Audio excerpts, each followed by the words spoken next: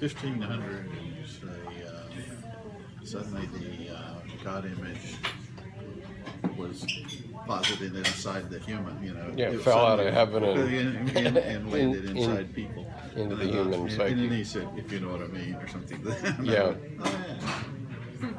Well, and then he went on. So I had to stop and think, what did he mean? We all have psychic containers that give meaning to our lives. Okay? No, I have mythologies. I'm picking on you. Well, okay, mythology, but they. I know you don't like mythology. Okay, you can call it mythology. That's fine, you know. But I like it because mythology is like stories, and stories I can feel and relate. Okay, well, we all have stories. So one story could be our religion. It can be our family. It can be service in an organization like the military or like any other organization that you're in. Even this group is a kind of container, a psychic container. And so everybody had a psychic container in the Middle Ages, which was God in heaven, and you know, we're going to spend 100 years building this cathedral. Basically the church, yeah. Yeah, but it's the church, and we're doing it because God is up there, and we're going to point up to God and all this stuff. And then so at 1500, science started to punch holes in that, and the Pope right away knew that that was a problem. Okay, and that's why Galileo got called up before the Inquisition. That's when egos really started developing, where Right. egos became more commonplace and began to spread through people, not just the ego. You know, prior to that, they had no container except the church, whatever the church told them. So that was their ego was out there. Yeah, right. Yeah, and so suddenly they could Think for themselves. introject, you know, and they made a separation. So it was an advancement of psychic energy, right? And so what happened was science started to put holes in it. Galileo's called up before the Inquisition, and he has to kneel down and put his hand on the Bible and swear that the sun goes around the earth. And you know, reading his abjuration, it's a tremendous 2 paragraphs. But what he says is, you know, he just swears on a Bible that, you know, the sun goes around the earth and the earth is in the center, blah, blah, blah, whatever they wanted. And then he wasn't allowed to ever look through a telescope again. So do you think we're headed back to that direction? In the audio and throughout Jung, what they're saying is that the ego carries the conscious mind. Okay. Well, you've talked about transcendent function, right? Yeah. And you understand that? The relationship between unconscious and conscious. Yes. And in order for the consciousness for that transcendent function to happen, something in consciousness has to be able to catch what is coming from the unconscious, right? Right. Well, basically, that's the ego. Yeah, and so the ego... What catches the unconscious contents and translates it into consciousness. And that consciousness is the ego. That's something you can act through and with.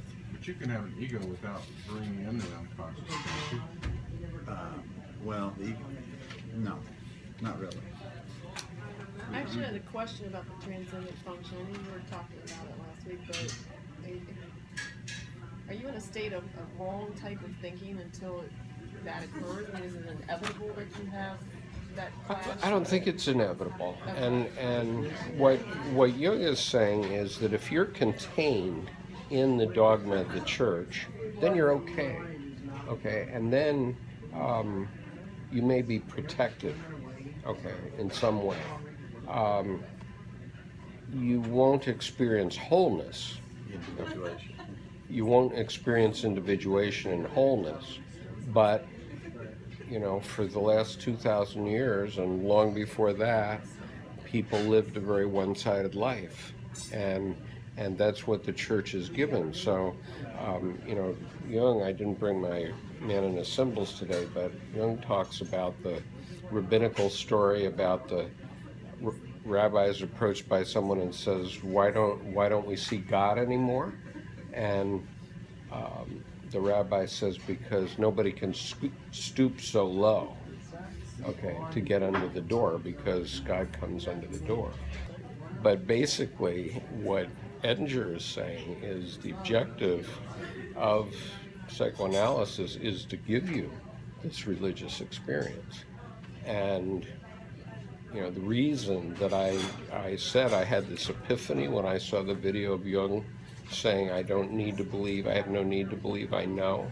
And I said, that's it, I know. Okay, but why do I know?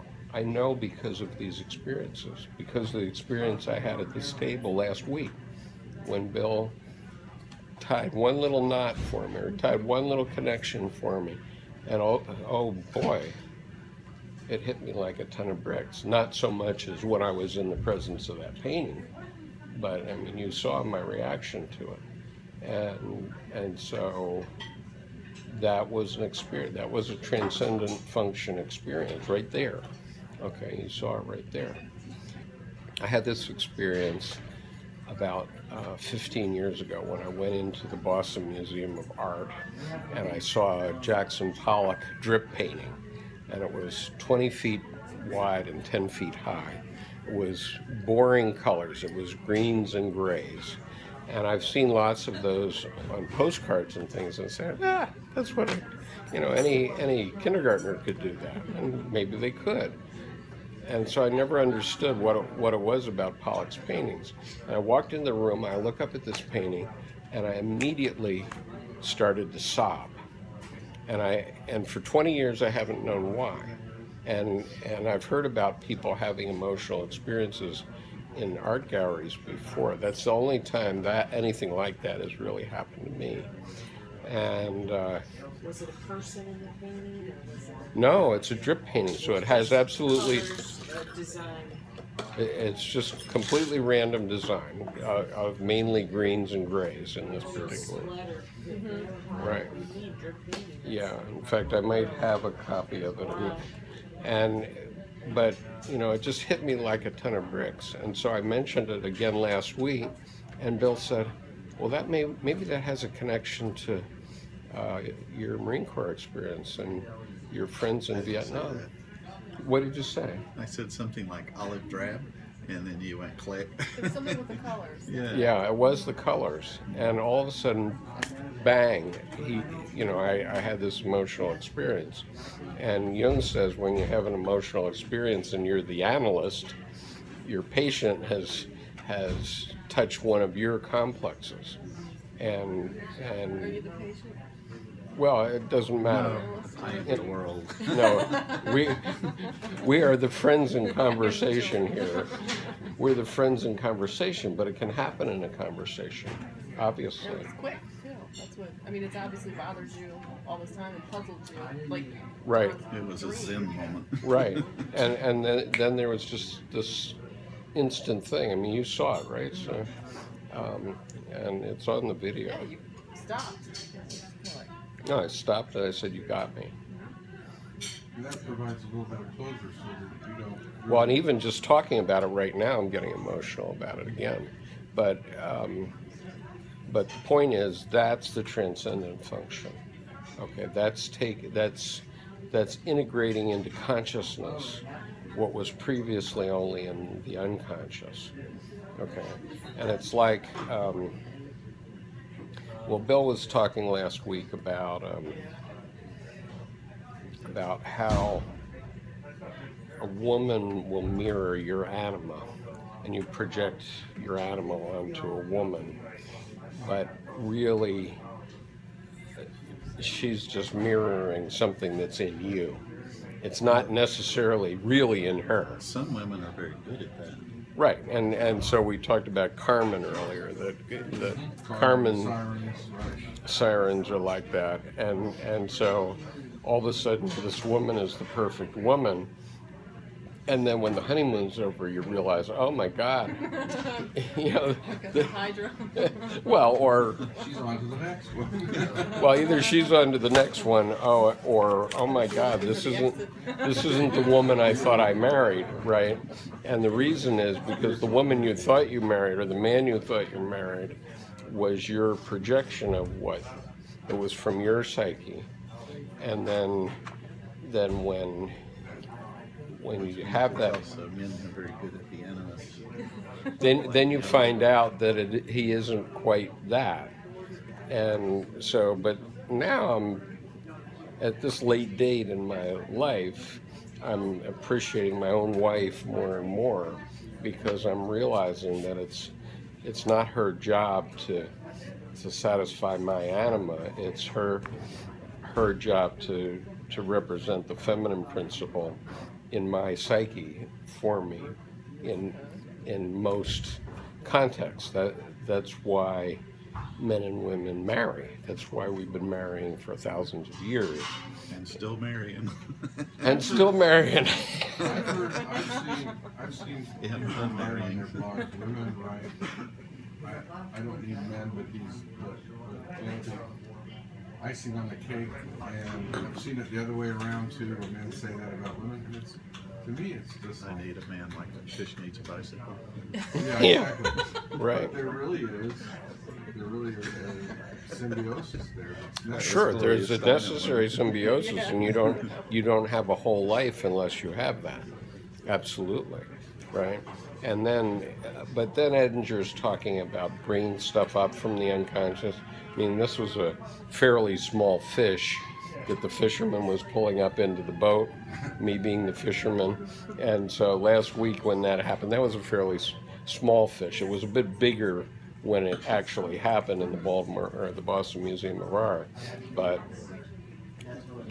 last week it was a fairly small fish, and we could have had a dinner on it, but that's it. But you know, Edinger talks about if the fish comes up and it's bigger than your boat, then you better cut that line pretty quick, okay? And that's what happened to me, okay? Because I wrote the novel, I said, whoa, what the heck was that? And I put it in my drawer for 20 years, so that's my equivalent of cutting the line. And then I got into all this art, okay, Roddick Art, and why did you cut the line on that? that again, that was a fish that was bigger than me at the time. Well, I'll sort of fill in there. I do paintings a lot of times. And I never do paintings to sell them, you know. And so I'll do a painting. I might do a series of 8 paintings. And I'll hang them up, but I won't really look at them. I'll sort of look at them, but I won't look at them, and they'll hang there for years. And then one day I'll go, wow, and I'll get it. Because they're pretty abstract. I mean, they're sort of, you know, they're not flinging. You're not intentionally not looking at them, right? You're not just putting them out of your mind. It's sort of like I don't want to ruin something. I want to wait till it comes to me. Yeah. It's a ritual I play It's with. like Right. a holding place. Sort Yeah, of, yeah. While you're working on Well, it. and Because why did I decide it was finished, you know? Mm-hmm. And so it's finished and I put it up. And, or sometimes I throw it in the closet and not even look at it for years. And then I'll put it up and I'll live with them for a long time. I have a bunch of paintings in the house now. I just, so as you said, when you saw my portrait that I did, my self-portrait, when it was done, and remember what I said, that this is everything I have to say about the Vietnam War.